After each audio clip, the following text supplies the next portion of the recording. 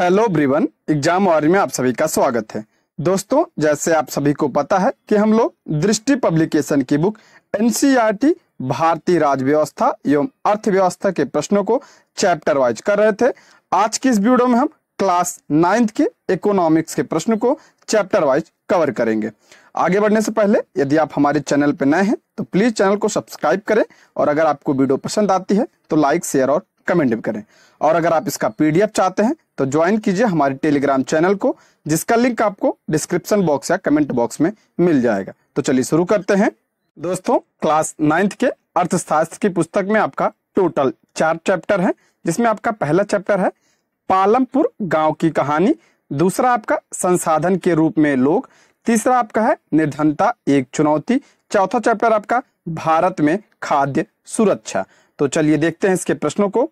पहला चैप्टर पालमपुर गांव की कहानी, इससे आपका पहला प्रश्न है आपका निम्नलिखित में से किन किन चीजों की आवश्यकता वस्तुओं और सेवाओं के उत्पादन के लिए होती है। कराए निम्नलिखित में से किन किन चीजों की आवश्यकता वस्तुओं और सेवाओं के उत्पादन के लिए होती है। तो इसका राइट आंसर हो जाएगा आपका ऑप्शन डी, यानी श्रम, भूमि, मानव पूंजी, भौतिक पूंजी की आवश्यकता जो है वस्तुओं और सेवाओं के उत्पादन के लिए होती है। ऑप्शन डी इसका करेक्ट आंसर हो जाएगा। इसके बारे में हम डिटेल देखते हैं। वस्तुओं और सेवाओं के उत्पादन के लिए 4 चीजों की आवश्यकता होती है। पहली आवश्यकता है आपकी भूमि तथा अन्य प्राकृतिक संसाधन जैसे जल, वन, खनिज। पहली कौन सी आपका भूमि और प्राकृतिक संसाधन। दूसरी आवश्यकता आपका श्रम है, अर्थात जो लोग काम करेंगे। कुछ उत्पादन क्रियाओं में जरूरी कार्यों को करने के लिए बहुत ज्यादा पढ़े लिखे कर्मियों की जरूरत होती है, जबकि दूसरी क्रियाओं के लिए शारीरिक कार्य करने के वाले श्रमिकों की जरूरत होती है। एक हो गया आपका भूमि, दूसरा हो गया आपका श्रम, और तीसरा आपका है तीसरी आवश्यकता है आपका भौतिक पूंजी। तीसरी आवश्यकता आपका भौतिक पूंजी है, और चौथी आवश्यकता के रूप में मानव पूंजी को लिया जाता है। स्वयं उपभोग हेतु या बाजार में बिक्री हेतु उत्पादन के लिए भूमि, श्रम और भौतिक पूंजी को एक साथ कार्य करने योग्य बनाने के लिए ज्ञान और उद्यम की आवश्यकता पड़े, इसे ही क्या कहा जाता है, मानव पूंजी कहा जाता है। बस ध्यान रखिएगा 4 चीजों की जरूरत पड़ती है। आपका भूमि हो गया, उसके बाद श्रम हो गया, उसके बाद आपका भौतिक पूंजी और आपका मानव पूंजी। ठीक है, अब दूसरा प्रश्न देखते हैं। निम्नलिखित कथनों में से कौन सा कथन असत्य है। ध्यान रखिए, असत्य कथन पूछ रहा है यहाँ पे, यानी गलत कथन पूछ रहा है। तो देखते हैं इसमें। पहला कह रहा है भौतिक पूंजी के अंतर्गत नगद मुद्रा तथा कच्चा माल इत्यादि मदों को अस्थायी पूंजी कहा जाता है। भौतिक पूंजी के अंतर्गत नगद मुद्रा तथा कच्चा माल इत्यादि मदों को अस्थायी पूंजी कहा जाता है, यह आपका सही है। दूसरा आपका भौतिक पूंजी के अंतर्गत भवन, मशीन तथा औजार इत्यादि मदों को कार्यशील पूंजी कहते हैं। करा भौतिक पूंजी के अंतर्गत जो भवन होते हैं, मशीन, औजार, ये सब क्या आपका कार्यशील पूंजी इसे कहते हैं। तो ये भी आपका सही है। तीसरा आपका करा भौतिक पूंजी को अस्थायी पूंजी तथा कार्यशील पूंजी के रूप में बांटा जाता है, ये आपका गलत हो जाएगा। इसमें गलत पूछ रहा था, तो ऑप्शन क्या हो जाएगा, ए इसका करेक्ट आंसर हो जाएगा। केवल जो है 3 इसमें आपका गलत है। व्याख्या देख लेते हैं इसमें। भौतिक पूंजी उत्पादन के लिए एक आवश्यक कारक है। भौतिक पूंजी के अंतर्गत औजार, मशीनें, भवन, कच्चा माल तथा नगद मुद्रा मदे आती हैं, इसलिए आपका कथन 1 और 2 सत्य था। दूसरा आपका औजार, मशीनें और भवनों का उत्पादन में कई वर्षों तक प्रयोग होता है, इसलिए इन्हें अस्थायी पूंजी कहा जाता है। जो औजार होते हैं, मशीनें होते हैं और भवनों का उत्पादन में कई वर्षों तक इसमें प्रयोग होता है, इसलिए क्या कहा जाता है, इसे अस्थायी पूंजी कहा जाता है। कच्चा माल तथा नगद मुद्रा को कार्यशील पूंजी कहते हैं, इसलिए आपका तीसरा जो है इसमें गलत हो जाएगा। ठीक है, ध्यान रखिएगा, इंपॉर्टेंट प्रश्न है, पूछा जाता है। ऑप्शन ए इसका करेक्ट आंसर हो जाएगा। दोस्तों, एनसीईआरटी से बहुत प्रश्न बनते हैं, इसलिए आप लोग वीडियो को लास्ट तक ध्यान से जरूर देखिएगा। आगे बढ़ते हैं। तीसरा प्रश्न है भारत में हरित क्रांति के संदर्भ में नीचे दिए गए कथनों पर विचार कीजिए। हरित क्रांति के बारे में यहाँ पे दिया है। पहला कह रहा आपका हरित क्रांति के दौरान चावल और गेहूं की खेती पर अधिक बल दिया गया, ये बात सही है आपका। हरित क्रांति के दौरान चावल और गेहूं की खेती पर अधिक बल दिया गया, सही है। हरित क्रांति की शुरुआत भारत में 1960 के दशक के अंत में हुई, ये भी आपका सही है। तीसरा आपका किसानों ने हरित क्रांति के दौरान अधिक उपज वाले बीजों का प्रयोग किया, ये भी आपका सही है। ऑप्शन डी इसका करेक्ट आंसर हो जाएगा। उपयुक्त में आपका सभी सही है। व्याख्या देख लेते हैं। 1960 के दशक के अंत में हरित क्रांति ने भारतीय किसानों को अधिक उपज वाले बीज यानी हाइब्रिड बीजों के द्वारा गेहूं और चावल की खेती के नए तरीके सिखाए। इस कारण हरित क्रांति का प्रभाव मुख्य रूप से गेहूं एवं धान की खेती पर दिखाई पड़ता है। परंपरागत बीजों की तुलना में हाइब्रिड बीजों से एक ही पौधे से ज्यादा मात्रा में अनाज पैदा होने की आशा थी, जिसके परिणाम स्वरूप जमीन के उसी टुकड़ों में पहले की अपेक्षा कहीं अधिक अनाज की मात्रा पैदा होने लगी। ठीक है। अच्छा, बात करें हरित क्रांति का जनक किसे माना जाता है, तो हरित क्रांति का जनक आपका माना जाता है नॉर्मन बोरलॉग को माना जाता है। नॉर्मन बोरलॉग जो है हरित क्रांति का जनक माना जाता है। लेकिन पूछा जाए भारत में हरित क्रांति का जनक किसे माना जाता है, तो MS स्वामीनाथन को भारत में हरित क्रांति का जनक माना जाता है। आप सभी को पता होगा, ध्यान रखिएगा इसको। आगे बढ़ते हैं। हरित क्रांति का प्रभाव मुख्य रूप से किन किन क्षेत्रों में था। करा हरित क्रांति का प्रभाव मुख्य रूप से किन किन क्षेत्रों में था, तो इसका राइट आंसर हो जाएगा आपका ऑप्शन डी, पंजाब, हरियाणा और पश्चिमी उत्तर प्रदेश में हरित क्रांति का प्रभाव ज्यादा था। देखते हैं इसके बारे में। भारत में हरित क्रांति का प्रभाव संपूर्ण भारत में ना होकर पंजाब, हरियाणा तथा पश्चिमी उत्तर प्रदेश जैसे क्षेत्रों तक ही सीमित रहा। इन क्षेत्रों के किसान संपन्न थे तथा हरित क्रांति में प्रयोग की जाने वाली तकनीक महंगी थी। जो तकनीक महंगी थी, जैसे बीज वगैरह जो थे वो महंगे थे और इसमें जो है अत्याधुनिक जो है मशीनों का प्रयोग किया जाता था। इसलिए यहाँ के किसानों ने खेती के आधुनिक तरीकों का सबसे पहले प्रयोग किया। किसानों ने ट्रैक्टर और फसल लगाने के लिए मशीनें खरीदी, जिससे काम में तेजी कर दिया। इससे उन्हें गेहूं की ज्यादा पैदावार प्राप्त हुई। ठीक है, ऑप्शन डी इसका राइट आंसर हो जाएगा। पंजाब, हरियाणा और उत्तर प्रदेश में हरित क्रांति का ज्यादा प्रभाव देखने को मिलता है। अगला प्रश्न है, अब चैप्टर 2 आ गया, जिसका नाम है संसाधन के रूप में लोग। इससे आपका पहला प्रश्न है, मानव पूंजी के संदर्भ में नीचे दिए गए कथनों पर विचार कीजिए। देखिए, इकोनॉमिक्स से ऐसे ही प्रश्न बनते हैं, तो इस ध्यान रखिएगा इसको।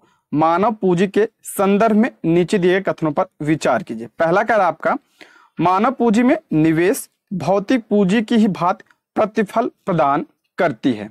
यह बात सही है। मानव पूंजी में अगर निवेश करेंगे तो भौतिक पूंजी की ही तरह आपका ये प्रतिफल देती है, यानी फल देती है। सही है। दूसरा कह रहा, जब शिक्षा तथा स्वास्थ्य सेवाओं के द्वारा मानव संसाधन को विकसित किया जाता है तब इसे मानव पूंजी निर्माण कहते हैं। यह भी आपका सही है। जब शिक्षा तथा स्वास्थ्य सेवाओं के द्वारा मानव संसाधन को विकसित किया जाता है, इसे क्या कहते हैं, मानव पूंजी निर्माण कहते हैं। तो इसका करेक्ट आंसर हो जाएगा आपका ऑप्शन सी। ऑप्शन सी इसका राइट आंसर हो जाएगा। 1 और 2 आपका दोनों सही है। डिटेल देखते हैं। मानव पूंजी में निवेश का मतलब क्या होता है, इसमें उसको शिक्षा मिले, प्रशिक्षण और स्वास्थ्य सेवा के द्वारा भौतिक पूंजी की ही भांति प्रतिफल प्रदान करता है। अधिक शिक्षित या बेहतर प्रशिक्षित लोगों की उच्च उत्पादकता के कारण होने वाली अधिक आय और साथ ही अधिक स्वास्थ्य लोगों की उच्च उत्पादकता के रूप में इसे प्रत्यक्ष तौर पर देखा जा सकता है। ठीक है, मानव पूंजी में निवेश यही होता है आपका। अगर आप मानव को शिक्षा प्रदान करेंगे, उसे प्रशिक्षण देंगे, स्वास्थ्य सेवा प्रदान करेंगे, तो स्वस्थ रहेगा व्यक्ति, तो उत्पादन क्या होगा, उत्पादन में वृद्धि होगी। ठीक है, तो यही बात कह रहा है, यही आपका मानव पूंजी कहलाता है। ठीक है, करा जब शिक्षा, चिकित्सा सेवाओं और प्रशिक्षण में निवेश किया जाता है तो जनसंख्या मानव पूंजी में बदल जाती है। जो जनसंख्या होती है वो मानव पूंजी में बदल जाती है। ठीक है, परंतु जब प्रशिक्षित तथा स्वास्थ्य जनसंख्या को शिक्षा तथा स्वास्थ्य द्वारा पहले ही अपेक्षा और अधिक विस्तृत किया जाता है, तब हमें इसे मानव पूंजी निर्माण कहते हैं। ठीक है, आगे बढ़ते हैं। आर्थिक क्रियाकलापों के अंतर्गत द्वितीयक क्षेत्र में सम्मिलित है। इंपॉर्टेंट प्रश्न है, अक्सर पूछा जाता है ये आपका। द्वितीयक क्षेत्र पूछा जाता है तो ऑप्शन हो जाएगा ए इसका करेक्ट आंसर हो जाएगा। विनिर्माण ऑप्शन क्या हो जाएगा, ए इसका करेक्ट आंसर हो जाएगा। देखिए, विभिन्न आर्थिक क्रियाकलापों को 3 प्रमुख क्षेत्रों प्राथमिक, द्वितीयक और तृतीयक क्षेत्र में वर्गीकृत किया जाता है। प्राथमिक क्षेत्र में अब कौन सा आता है, तो ये अक्सर पूछा जाता है। प्राथमिक क्षेत्र में आपका कृषि, वानिकी, पशुपालन, मत्स्य पालन, मुर्गी पालन, खनन एवं उत्खनन। कभी कभी मिलान करने के लिए भी देता है, तो आप ये सब ध्यान रखिएगा। कृषि संबंधित जितनी भी चीजें होती हैं आपका प्राथमिक क्षेत्र में आता है।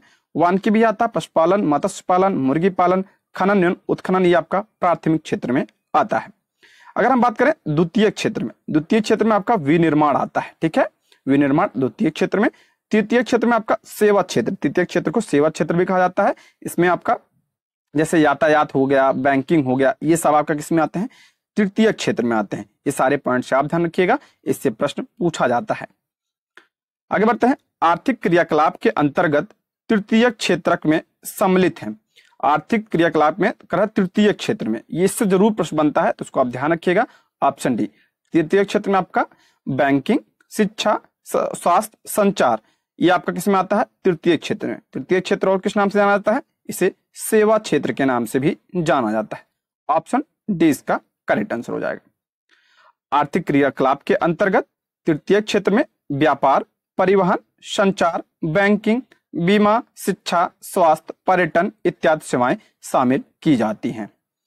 अगला प्रश्न है आपका, नीचे दिए कथनों पर विचार कीजिए। पहला है, वह क्रियाएं जो वेतन या लाभ के उद्देश्य से की जाती हैं और उनके लिए पारिश्रमिक का भुगतान किया जाता है, बाजार क्रियाएं कहलाती हैं। दूसरा आपका, जिन क्रियाओं में स्व उपभोग के लिए उत्पादन होता है वे गैर बाजार क्रिया के अंतर्गत आती हैं।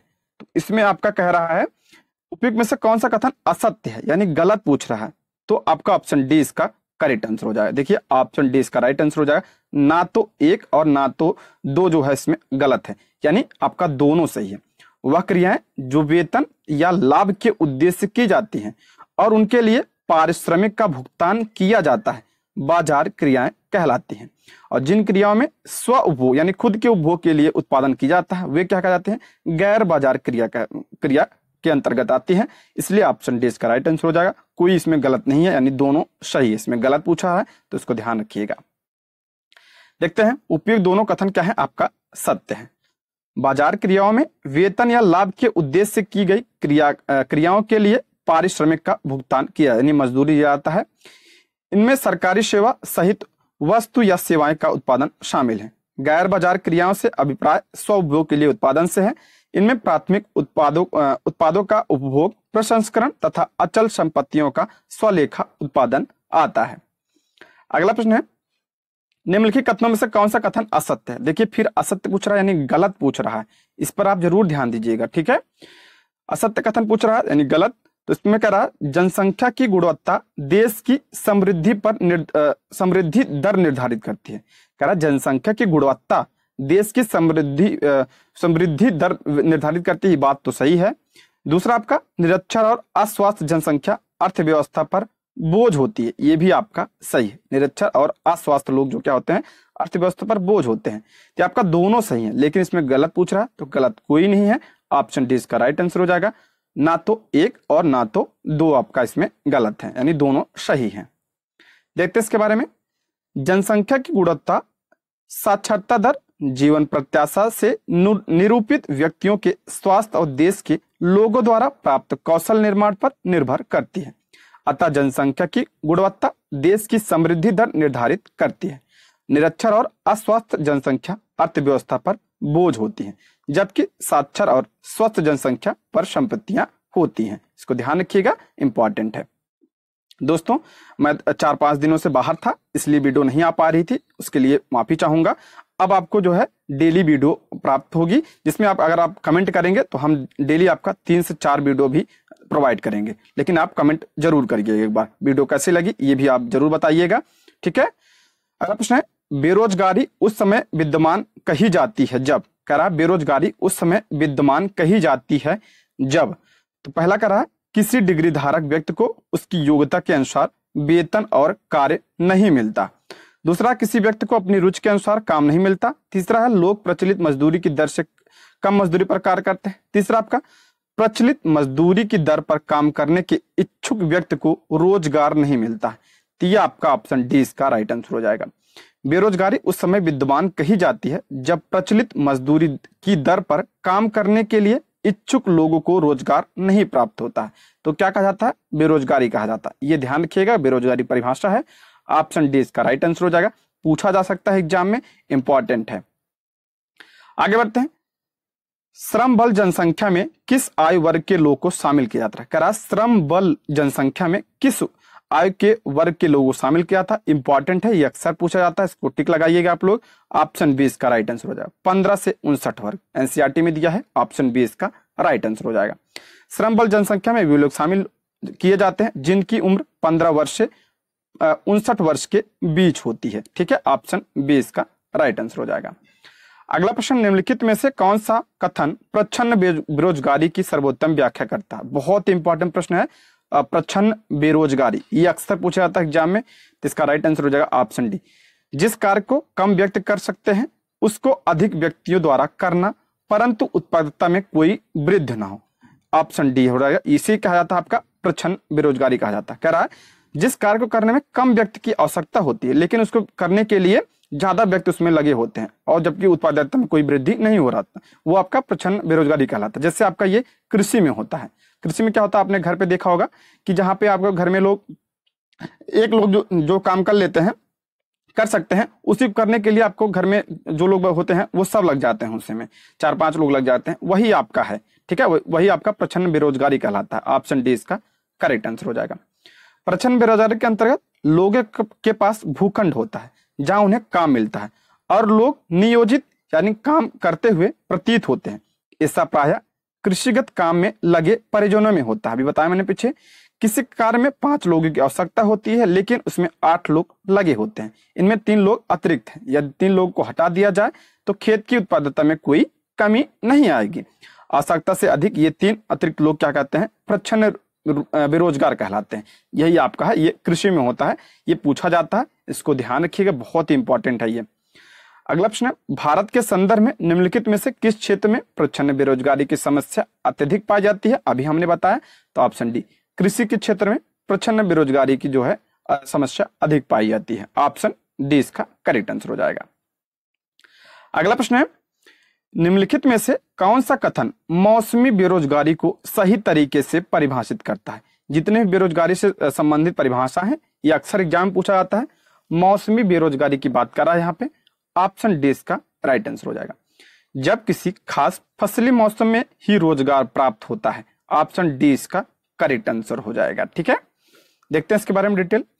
मौसमी बेरोजगारी के अंतर्गत लोग वर्ष के कुछ महीनों में ही रोजगार प्राप्त कर सकते हैं। कृषि पर आश्रित लोग आमतौर पर इस तरह की समस्या का सामना करते हैं। वर्ष में कुछ व्यस्त मौसम होते हैं जब जुताई, बुआई, गहराई, निराई तथा होती है। कुछ विशेष महीनों में ही कृषि पर निर्भर लोगों को काम मिलता है। जैसे आपने देखा होगा, जैसे धान की कटाई हो रही है या धान की जो है जब बुआई होती है, गेहूं की बुआई होती है, धान की रोपाई होती है, इन सब पे जो होता है, इन सब टाइम पे आपका लोग काम मजदूर मिल जाते हैं, उनको काम मिल जाता है। लेकिन जो बीच का अंतराल होता है उसमें आपको उनको कोई काम नहीं मिलता है। जब धान की कटाई होती है तब काम मिलता है। यही आपका मौसम के अकॉर्डिंग है, जिससे जो मौसम के अकॉर्डिंग जो रोजगार होता है यही आपका, जब रोजगार नहीं मिलता है तो वही आपका मौसमी बेरोजगारी होती है। ठीक है, ऑप्शन डी इसका राइट आंसर हो जाएगा। ये भी आपका कृषि में देखी जाती है। ठीक है, कृषि में देखी जाती है, मौसम के हिसाब से कृषि भी होती है उसी अकॉर्डिंग। ठीक है, आगे बढ़ते हैं। निम्नलिखित कथनों पर विचार कीजिए। पहला कार्य आपका, बेरोजगारी में वृद्धि किसी भी अर्थव्यवस्था के मंदीग्रस्त होने की सूचक। ये भी बात सही है, जहां बेरोजगारी बढ़ेगी तो अर्थव्यवस्था क्या होगी, मंदी की ओर जाएगी। दूसरा आपका, बेरोजगार लोग अर्थव्यवस्था के लिए देयता होते हैं। ये भी आपका सही है। ऑप्शन क्या हो जाएगा, सी इसका करेक्ट आंसर हो जाएगा। दोनों सही है। देखते हैं, बेरोजगारी का अर्थ अर्थव्यवस्था के समग्र विकास पर अहितकर प्रभाव पड़ता है। बेरोजगारी का अर्थव्यवस्था पर क्या होता है, अहितकर प्रभाव पड़ता है। यानी अतः बेरोजगारी में वृद्धि मंदीग्रस्त अर्थव्यवस्था की सूचक है। यह उन संसाधनों की बर्बादी करती है जिन्हें सही ढंग से नियोजित किया जा सकता था। यदि मानव को संसाधन के रूप में उपयोग नहीं किया जा सका तो स्वाभाविक रूप से अर्थव्यवस्था के लिए देयता यानी लाइबिलिटी बन जाते हैं। ठीक है, ऑप्शन क्या हो जाएगा, सी इसका करेक्ट आंसर हो जाएगा। तीसरा चैप्टर आपका निर्धनता। निर्धनता एक चुनौती, ये आपका तीसरा चैप्टर है। इससे हमारा पहला प्रश्न है, देखते हैं। पहला प्रश्न है, भारत में ग्रामीण तथा शहरी क्षेत्रों में गरीबी रेखा के निर्धारण के लिए स्वीकृत कैलोरी आवश्यकता प्रति व्यक्ति प्रतिदिन क्रमशः कितनी है? कह रहा है भारत में ग्रामीण तथा शहरी क्षेत्रों में गरीबी रेखा के निर्धारण के लिए स्वीकृति कैलोरी आवश्यकता प्रति व्यक्ति प्रतिदिन क्रमशः कितनी है? तो ऑप्शन डी इसका राइट आंसर हो जाएगा। देखो 2400 कैलोरी और 2100 कैलोरी। ऑप्शन क्या हो जाएगा, डी इसका करेक्ट आंसर हो जाएगा। देखते हैं इसके बारे में डिटेल, बहुत इंपॉर्टेंट है, इसको ध्यान से आप सुनिएगा। भारत में स्वीकृत कैलोरी आवश्यकता ग्रामीण क्षेत्र में 2400 कैलोरी प्रति व्यक्ति प्रतिदिन एवं अगर शहर की बात करें तो 2100 कैलोरी प्रति व्यक्ति प्रतिदिन है। चूंकि ग्रामीण क्षेत्र में रहने वाले लोग अधिक शारीरिक कार्य करते हैं, अतः ग्रामीण क्षेत्र में कैलोरी की आवश्यकता शहरी क्षेत्रों की तुलना में अधिक मानी गई है। ग्रामीण क्षेत्र में कितना 2400 और शहरी क्षेत्र में बात करें तो 2100 कैलोरी प्रतिदिन प्रति व्यक्ति। ये इंपॉर्टेंट है, अक्सर पूछा जाता है। देखिए इसके बारे में और देखते हैं। योजना आयोग ने वर्ष 2012 में सी रंगराजन की अध्यक्षता में, ध्यान रखिएगा, सी रंगराजन की अध्यक्षता में एक समिति का गठन किया जिसने 2014 में अपनी रिपोर्ट सौंपी।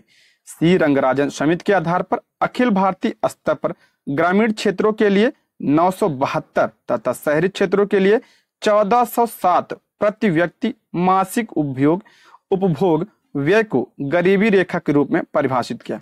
देखिए जो सी रंगराजन समिति थी, इसने 2014 में अपनी रिपोर्ट सौंपी। इसके अकॉर्डिंग जो है ग्रामीण क्षेत्र में कितना रुपए 972 और शहरी क्षेत्र में 1407 रुपए, इतना कोई कमा ले रहा, अगर इससे नीचे कमा रहा तो वो गरीबी रेखा के नीचे है। मार्च 2015 में नीति आयोग द्वारा अरविंद पनगड़िया की अध्यक्षता में एक टास्क फोर्स का गठन किया गया जिसका प्रमुख कार्य भारत में निर्धनता के आकलन हेतु विधि का सुझाव देना है। किसकी अध्यक्षता में? तो अरविंद पनगड़िया की अध्यक्षता में। ये इंपॉर्टेंट है, इसको भी आप ध्यान रखिएगा। अगला प्रश्न है, निम्नलिखित में से किसके द्वारा भारत में निर्धनता रेखा का आकलन किया जाता है? निर्धनता रेखा का आकलन पूछ रहा है किसके द्वारा? तो इसका राइट आंसर हो जाएगा ऑप्शन सी, राष्ट्रीय प्रतिदर्श सर्वेक्षण कार्यालय के द्वारा। इंपॉर्टेंट है, इसको ध्यान रखिएगा। ऑप्शन क्या हो जाएगा? सी इसका करेक्ट आंसर हो जाएगा। यानी NSSO के द्वारा क्या किया जाता है? निर्धनता रेखा का निर्धारण किया जाता है। भारत में निर्धनता रेखा का आकलन समय समय पर समानता हर 5 वर्ष पर प्रतिदर्श सर्वेक्षण के माध्यम से किया जाता है। यह सर्वेक्षण राष्ट्रीय प्रतिदर्श सर्वेक्षण कार्यालय अर्थात नेशनल सैंपल सर्वे ऑफिस द्वारा कराया जाता है। ठीक है, आगे बढ़ते हैं। महात्मा गांधी राष्ट्रीय ग्रामीण रोजगार गारंटी अधिनियम 2005 यानी मनरेगा के संदर्भ में नीचे दिए गए कथनों पर विचार कीजिए।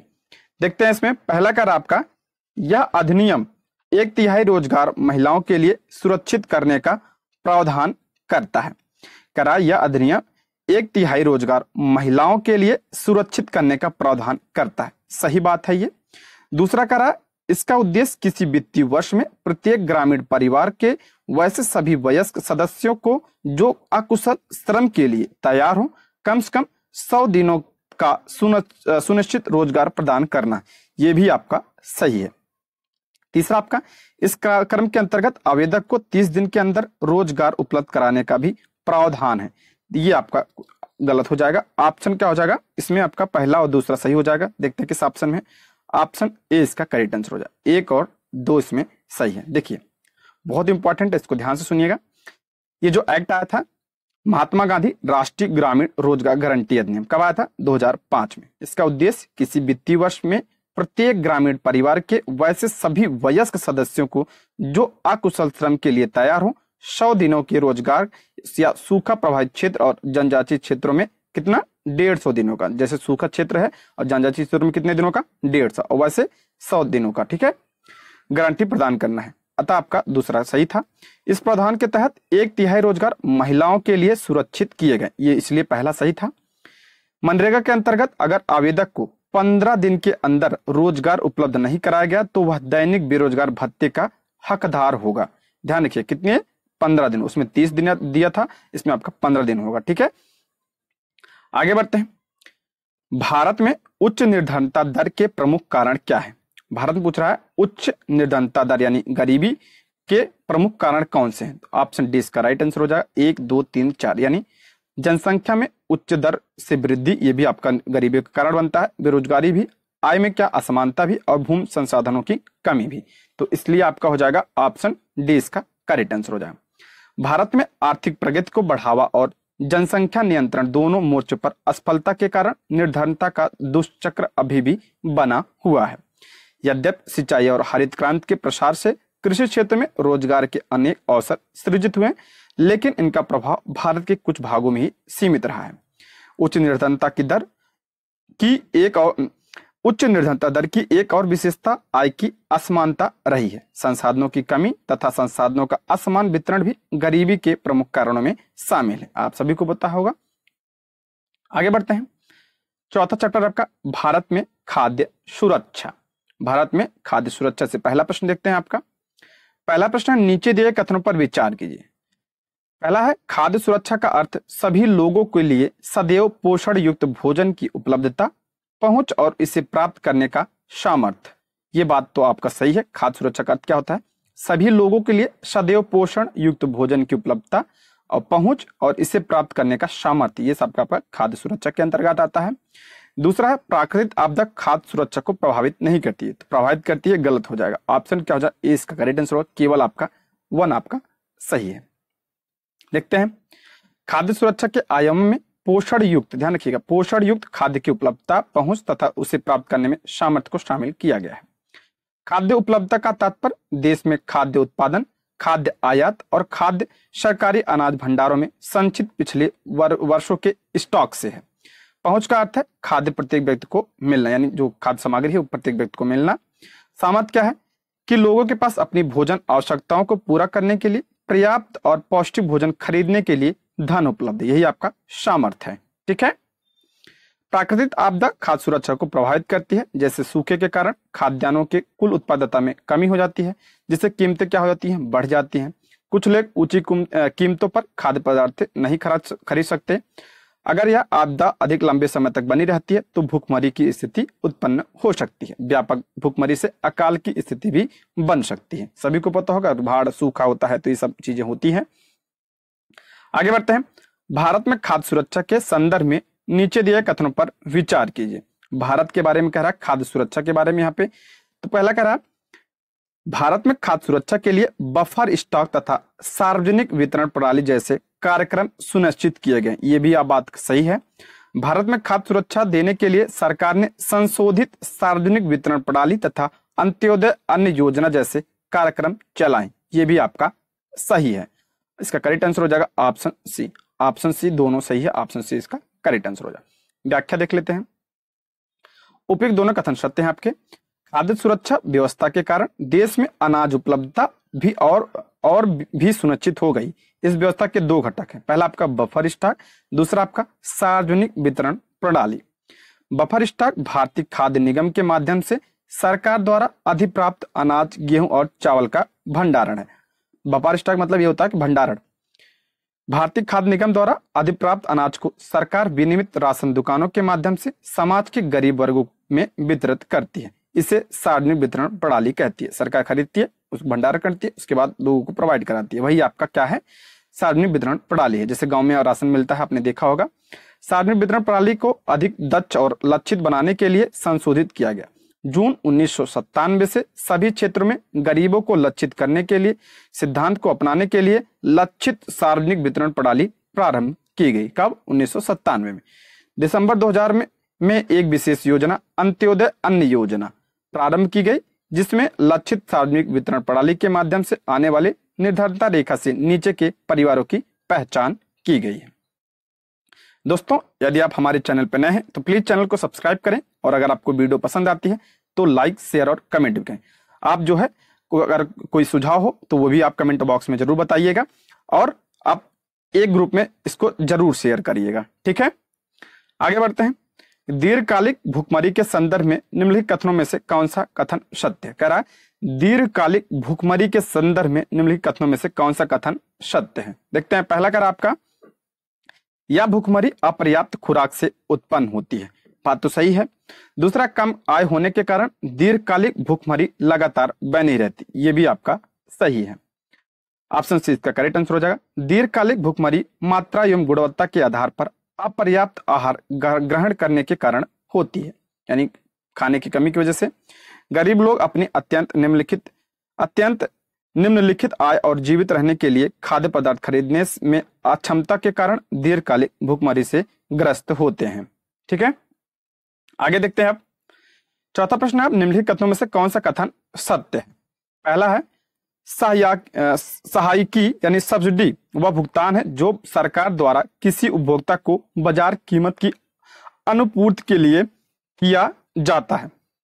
दूसरा है आपका सहायकी में यानी सब्सिडी में घरेलू उत्पादों के लिए ऊंची आय कायम रखते हुए उपभोक्ता कीमतों को कम किया जा सकता है।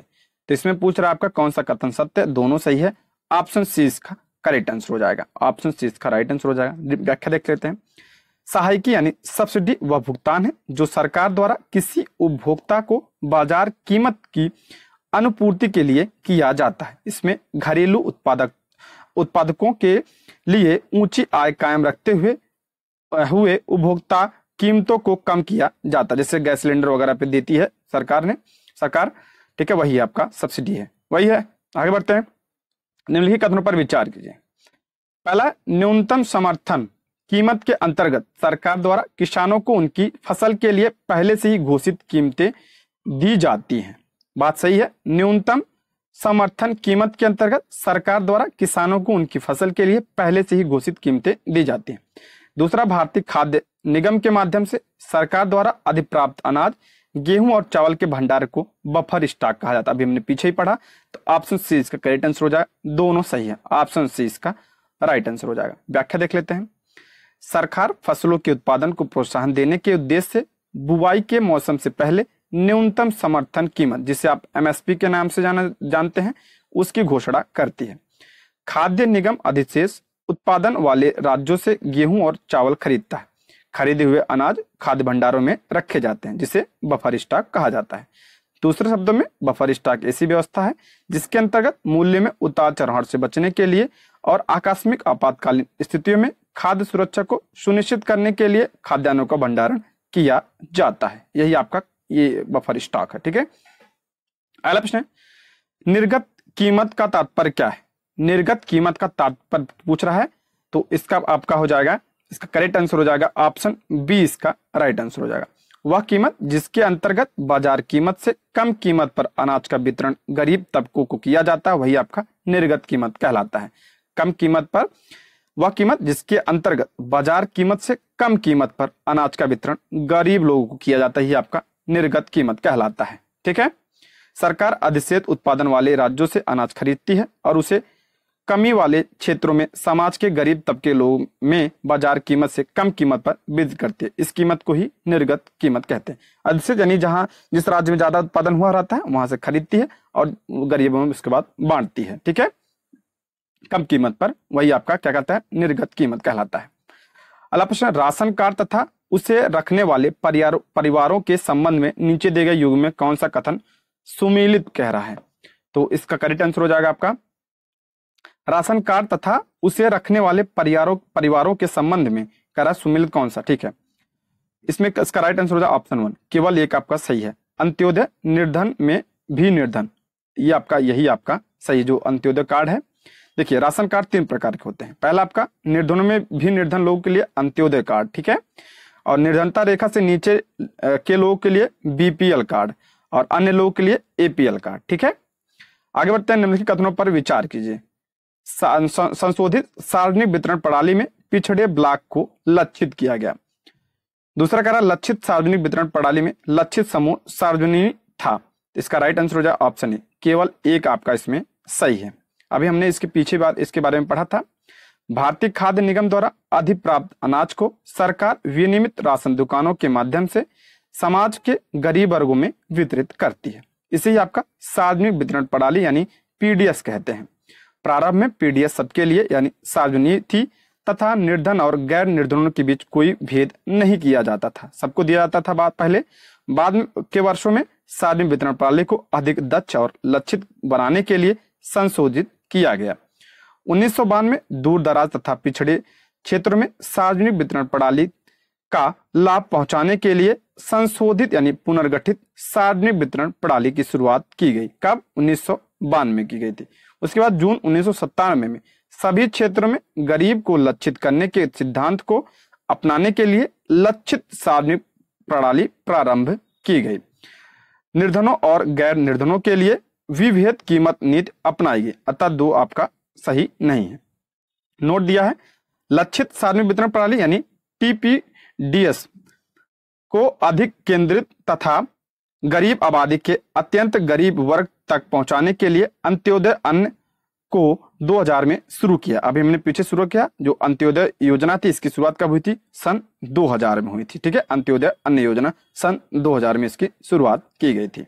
ठीक है दोस्तों, ये इसमें टोटल 5 चैप्टर थे, तो 4 चैप्टर थे, चारों चैप्टर के हमने प्रश्न कर लिए हैं।